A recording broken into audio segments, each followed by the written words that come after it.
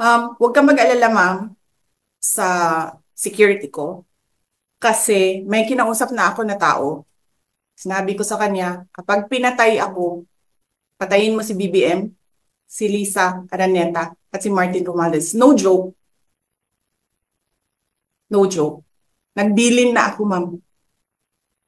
Pag namatay ako, sabi ko, huwag ka tumigil hanggang hindi mo mapatay sila. Huwag kang mag-alala, ma'am, sa security ko. Kasi may kinausap na ako na tao.